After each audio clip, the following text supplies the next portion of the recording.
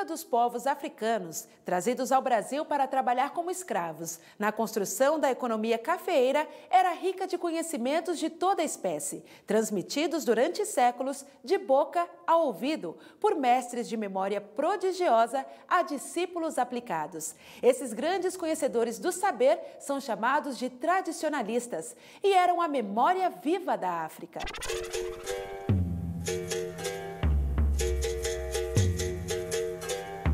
Os mestres, na realidade, eles são uma linhagem onde a profissão deles é trabalhar com a língua, trabalhar com a palavra. Portanto, eles não exercem uma outra atividade, porque na realidade não é nem profissão, é ofício. Então, o acapalô, ou o griot, ou o doma, o ofício dele é trabalhar com a palavra. E ele é muito temido, porque a palavra pode fazer a guerra ou pode fazer a paz. Então, ele é considerado um homem que transforma a natureza, porque com a palavra ele pode mudar a história. O respeito pela palavra nas sociedades de tradição oral fazia parte do seu contexto social e religioso. Quando se tratava de transmitir palavras herdadas de ancestrais ou de pessoas idosas, a consideração por eles era enorme. O que a África tradicional mais preservava era a herança ancestral. Por isso diziam com muito orgulho: aprendi com o meu mestre, aprendi com meu pai. Foi o que suguei no seio da minha mãe. O aprendizado do mestre da tradição oral é um aprendizado complexo, longo e sujeito a muitos testes. Eles ficam em aprendizado basicamente durante 7 anos. Mesmo porque no mundo da África tradicional, a idade da iniciação fica em torno de 21 anos. Aos 42, eles já podem, 21 anos depois, eles já podem ser griots ou domas. Mas, na realidade, a idade da sabedoria, da transmissão dos saberes é a partir de 63 anos. Os anciões na sociedade africana, eles têm um poder, que não é um poder na forma como a gente entende o poder no Ocidente, né? Mas eles têm um prestígio. Acho que essa palavra é mais adequada do que falar a palavra poder, né? Tem implicações muito adjetivadas, poder. Eles têm prestígio. Por quê? Eles conhecem as regras do grupo.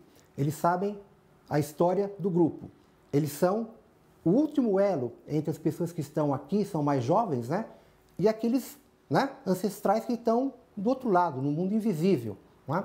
Então, o mais velho, ele, em toda a África, é uma pessoa muito respeitada. Inclusive, os africanos estranham muito quando ficam sabendo de casos. Por exemplo, o caso da França, que teve um ano que morreram, parece, 14 ou 15 velhinhos em apartamento sozinho. Quer dizer, ninguém entende como é que um ancião pode ficar sozinho. Isso é uma coisa, assim, inconcebível, né, na cabeça de um africano. Mas o prestígio dele decorre desse vínculo com a ancestralidade e com o conhecimento que ele tem da história do grupo e do seu poder de continuamente, né, restaurar o equilíbrio e, né, portanto, impedir que a sociedade local, a sociedade onde ele vive, seja acometida de entropia, perda de energia, perda de coesão, perda da ordem.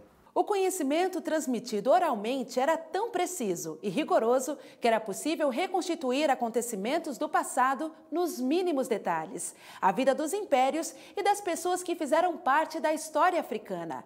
Guardião dos segredos da origem cósmica e das ciências da vida, o tradicionalista, também chamado de conhecedor, tinha uma memória incrível e normalmente também guardava os fatos que aconteciam em seu tempo de vida. O que é interessante na tradição oral é que eles percebem e preservam a importância da subjetividade. Como que alguém narra alguma coisa. É lógico que cada vez que alguém narra alguma coisa, introduz um pouco da sua experiência, da sua vivência, porque essa é uma questão básica da tradição oral. Ela é uma vivência, uma experiência de vida. O conhecimento é passado pela experiência e não pelos livros, ou pela universidade, ou pela escola. A tradição é passada na vivência. Então, com isso, pode haver mudanças, mas nunca mudanças no sentido de mudar uma sequência dinástica ou no sentido de mudar o resultado de uma guerra. Ele pode até contar que a guerra quase chegou a ser de outra forma, mas, num certo sentido, ela se preserva. Mas, ao mesmo tempo, como ela vem sendo narrada, ela tem uma mudança com o tempo muito sutil. Então, ela não chega a ter uma mudança rápida, como se fosse uma mudança revolucionária, transformadora, mas ela vai mudando com o tempo.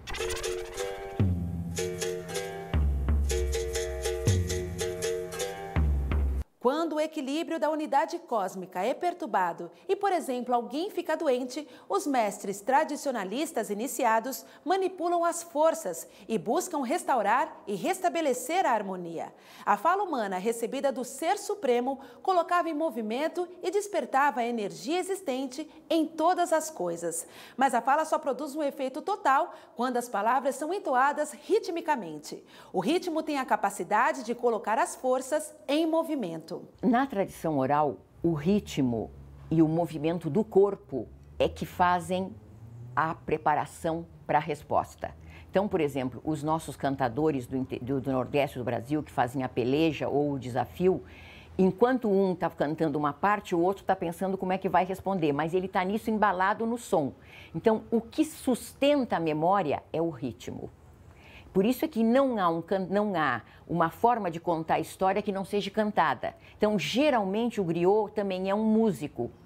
Associa essas duas dimensões, porque o que mantém o ritmo do corpo, mantém o ritmo da fala. Na África, enquanto um continente, a tradição oral, em algumas sociedades, ela chega através da hereditariedade, né? Existem algumas sociedades onde existem castas, não é? De contadores de histórias e tradicionalistas. Portanto, ela passa de pai para filho no sentido genealógico. Agora, o fato de alguém nascer numa casta de tradicionalistas não significa necessariamente que ele vai se tornar. Ele tem como opção ser ou não ser. Em outras sociedades, é bom também que deixe isso claro, porque as pessoas tendem a pensar a tradição oral como só dos griots, né? E os griots são uma instituição da África Ocidental. Outras sociedades africanas, não é? Essa prerrogativa não é hereditária. Outras pessoas podem se tornar contadores de história. Em outras sociedades africanas, isso é muito curioso também, a mulher tem uma participação muito grande, né, na transmissão do conhecimento oral, não é o homem.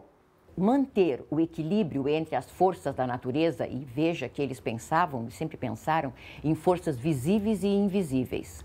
Então, as forças invisíveis são geralmente as forças dos astros, as forças da cosmologia, as forças dos deuses, as forças dos mestres que já morreram, porque eles mantêm uma relação muito grande com os ancestrais.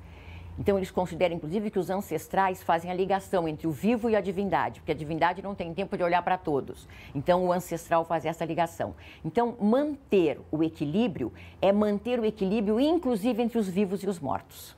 O mestre, ele começa a ser iniciado desde a mais tenra idade. Quando a gente fala assim de um mestre em tradição oral, você está falando de uma pessoa que exercitou a memória de uma maneira assim incomum. E quando eu digo incomum, é incomum porque é algo que não existe paralelo na civilização ocidental, né?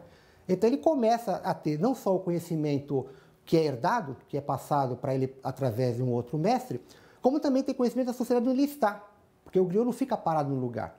Embora existam muitas aldeias na África Ocidental, na África Saheliana, que são consideradas aldeias de contadores de histórias, quer dizer, lá tem uma concentração eles não ficam estáticos, eles passam, né, por muitos locais, por muitas aldeias, e vão assim disseminando um conhecimento ancestral. Desde o início do século XVI, indivíduos e famílias trazidos da África para o Brasil trouxeram na bagagem a cultura da tradição oral, de saberes e crenças sobre um mundo onde o ser humano era a mais elevada das criações do Ser Supremo, um mundo onde a natureza era sagrada porque representava a criação divina.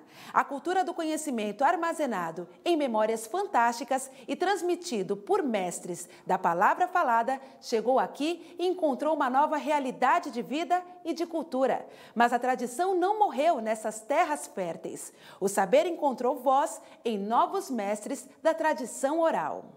A tradição oral africana no Brasil, é bom lembrar que ela é uma tradição que aqui na América é uma tradição negra. Você tem uma tradição africana e você tem uma tradição negra. E o que é essa tradição negra? É a tradição africana que ganha um dinamismo próprio, está em outro continente, esses laços foram rompidos, é bom que se deixe isso bem claro, e portanto você tem uma continuidade própria dessa tradição. Você não pode, obviamente, cair em absurdos. Começar a dizer, por exemplo, que a cultura negra no Brasil, no Haiti, na Jamaica, na Venezuela, na Colômbia, não tem nada a ver com a cultura africana. Agora, é também errado você deixar de lembrar que essa tradição é uma tradição própria. Você pode imaginar que o conhecimento herdado, transmitido e preservado de boca a ouvido durante séculos pode se desenvolver ou se perder. Se desenvolve quando encontra jovens que queiram ser iniciados nos segredos da tradição. E você que fala muito quando conhecer a história dos mestres do jongo, da capoeira, do maculelê, da congada, do Moçambique e dos tambores, vai poder ser um elo na cadeia de transmissão da cultura africana no Brasil. Essa é a série dos mestres do Vale do Paraíba. E agora que você sabe o que é tradição oral, será que as pessoas vão prestar atenção no que você diz?